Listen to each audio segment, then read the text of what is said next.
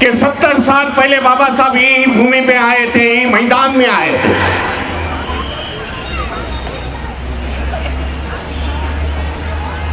बाबा साहब ने यहां बातें रखी, प्रबोधन पर भाषण किया। मैं समझता हूं आपके पुरखे वहां उपस्थित हो गए। आज ये तो आपकी तीसरी पीढ़ी होगी, आप इस मेरठ भूमि पे है जो ऐतिहासिक भूमि में समझता।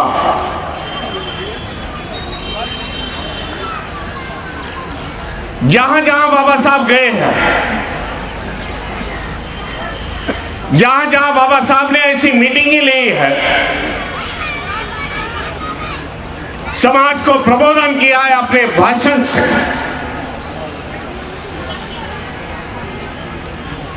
वहां के लोगों की तरक्की हुई है। इसलिए मैं देख रहा हूं ये मेरठ के लोग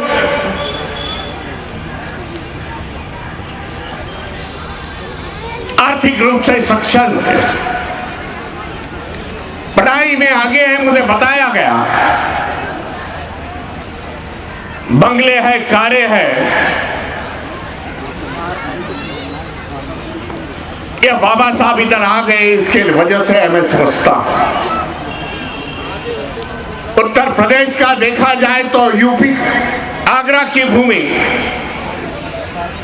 जहां बाबा साहब 1955 में आए थे,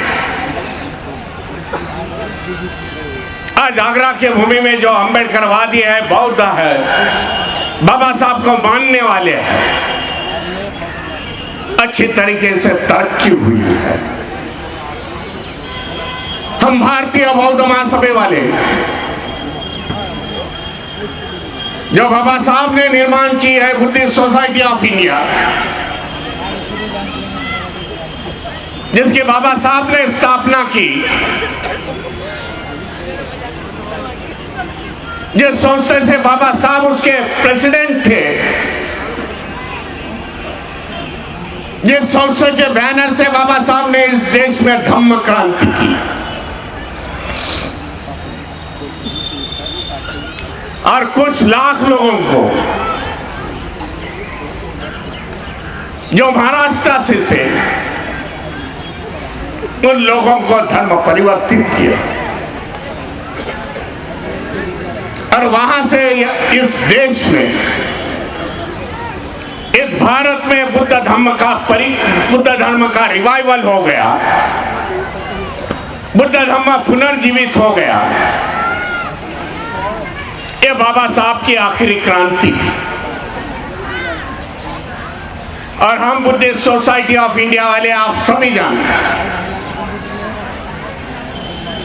उस धम्म क्रांति से जुड़े हुए हैं। बाबा साहब ने अपने जीवन में अनेक क्रांतियां की है, जिसके शुरुआत बाबा साहब ने 1927 से माड़ के 14 तल से गई, तालाब जिसको आप बोलते हैं, जो सामाजिक क्रांति है बाबा साहब की। एक संदेश दिया बाबा साहब ने उस समय कि हमें अधिकार है, हमें मानव अधिकार है। जो अधिकार उच्च वर्णियों को है, वही अधिकार हमारे को भी है। इसके लिए बाबा साहब की वो पहली क्रांति इंपॉर्टेंट, मैं समझता हूं महत्वपूर्ण है। जिस तालाब से पानी लिया,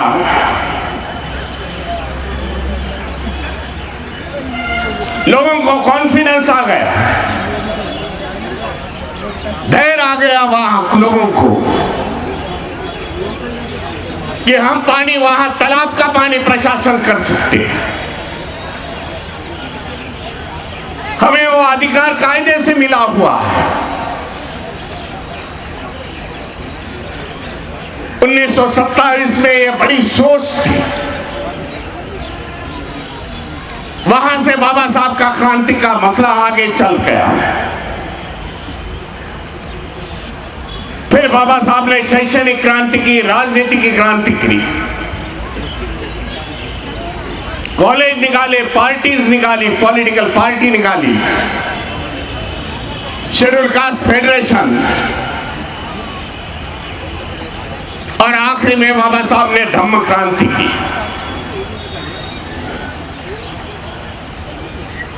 आज हमने बाबा साहब की क्रांति महाराष्ट्र में सीमित नहीं रखी। मैं आपको बताना चाहता आज 22 राज्यों में बुद्धिस्ट सोसाइटी ऑफ इंडिया कार्यरत है।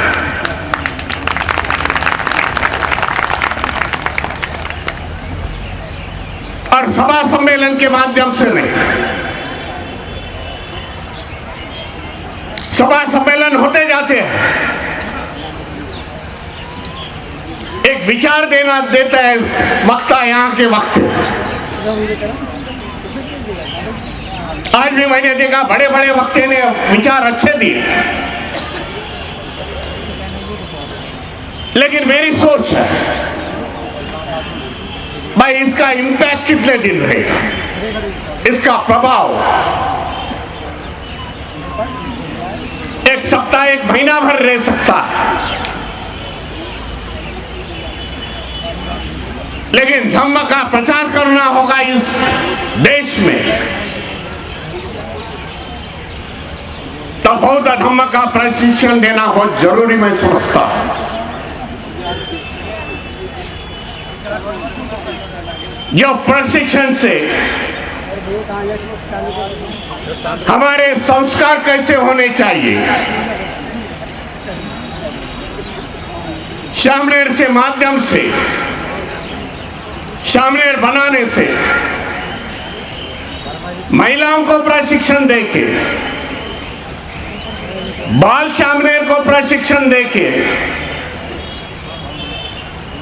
इस प्रकार के 24 प्रशिक्षण हम लोग देते हैं बुद्धिस्ट सोसाइटी ऑफ इंडिया।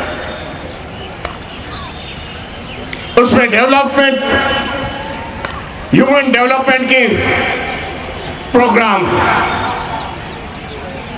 व्यापार विभाग का प्रोग्राम है इसमें। इस तरीके से हमें आगे बढ़ना पड़ता है इस देश में। भाई समय आ चुका, मेरे पहले वक्तों ने भी बता दिया, मौर्य जी ने बता दिया अभी, कि आने वाले समय में हम लोग कुछ करोड़ों लोगों की इज्जत देश में धर्मांतरित करेंगे। सिलसिला चालू है, अनेक राज्यों में अनेक कायदे बने हैं धर्मांतर के विरोध में। मौर्य जी गवाह है इसमें। बनते सुमेत रत्न जी है, जिन्होंने गुजरात में जाते सूरत शहर में 1000 लोगों को धर्मांतरित किया। गुजरात आप समझते हैं गुजरात की भूमि क्या है, मनुवादी का गढ़ है, लेकिन आज लोग बौद्ध धम्म के और आ रहे हैं। हम क्या उनको बुलाने के लिए नहीं जाते, लेकिन लोग आज आ रहे हैं बुद्धिस्ट सोसाइटी ऑफ इंडिया भिक्खु संघ के साथ। हमें बौद्ध धम्म में आना पड़ेगा, हमें दीक्षा दे दो, इस प्रकार की मांग आज देश में है।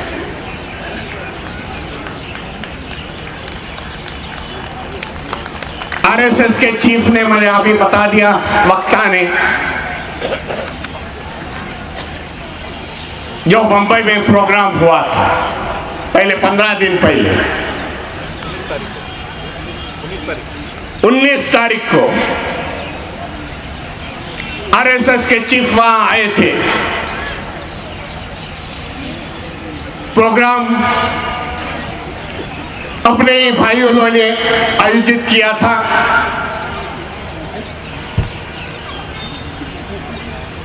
हमारे इधर महाराष्ट्र में चर्मकार भाई बोलते हैं, उनको चर्मकार समाज के लोग थे। उस समय बाबा साहब के धम्म क्रांति में आए नहीं। उन लोगों ने वो कार्यक्रम की आयोजन की थी।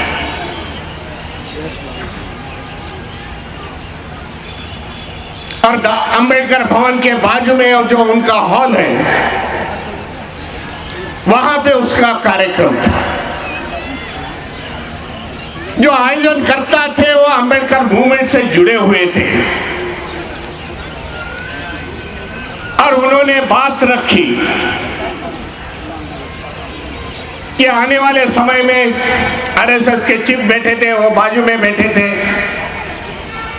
आयोजनकर्ता के अध्यक्ष ने बता दिया कि हम लोग आने वाले समय में बाबा साहब के धम्म क्रांति के साथ जाएंगे।